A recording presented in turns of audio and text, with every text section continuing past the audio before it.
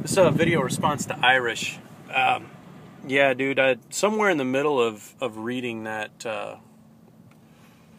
manifesto, I lost sight of why I was reading it in the first place. I'm low on gas. Poop. Anyway, I have been watching, there's a channel on YouTube called The Real News Network, and they have a lot of these think tank types that get on there, and they talk about their political science perspective. And I don't know, if you go over to my channel page, you'll probably see where I comment on their video from time to time. There's a growing sentiment that I see within the intellectual community where the process that's within that manifesto is merely repackaged and called something different. And believe it or not, the way that I read the manifesto and what I took from it wasn't necessarily like you end up with this group that says, okay, we are these people. The way that I read it, it was almost as if it's what am I looking for? Almost a theoretical construct of the order of things should certain things go into line.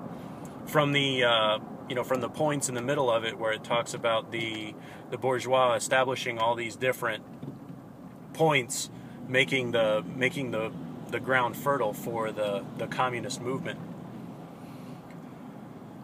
We saw it shortly after the last presidential election, where the president's first order of business was to establish certain healthcare reforms amid a great and dire financial crisis.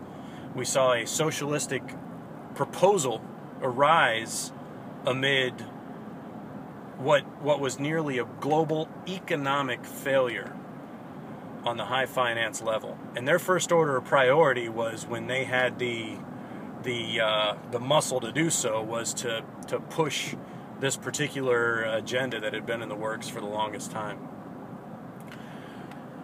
That's kind of politics as usual. I mean, the left and the right do that.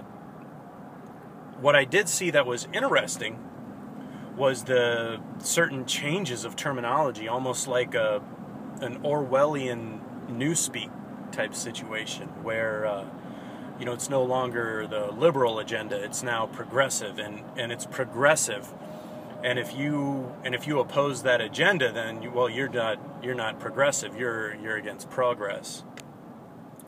There's a great deal of pandering, and there's so many people in position that are gonna vote for the person that's gonna give them something, and that's damn backwards. Everything you've said so far, Irish, I'm sitting right there with you, man. We need to increase the awareness of the people that know the difference.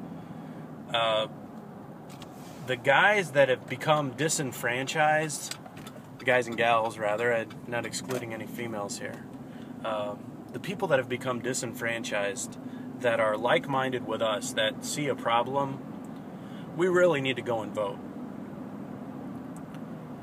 And the solution to that is twofold.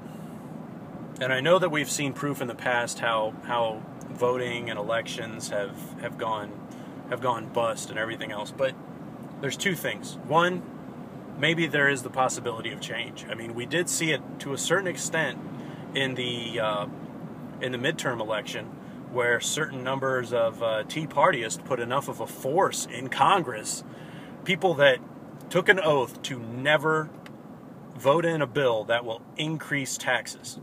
That was awesome. And that I believe shows the validity of our voting system is still in existence. The other part is, if there is a problem, then it does expose issues. Like, how many times in history have we seen where the majority of the population votes and it goes against where the election actually goes, and man, all of a sudden now we're taking a look at things again. I don't know. We gotta rock the vote. One. And I'd like to see some more tea partying. I mean, I've been very, very impressed with the freshman congressional group. Very, very impressed. And if any of y'all are watching it, y'all are doing a great job. And please continue to keep it up. And please continue to listen to your constituency and keep with your original process.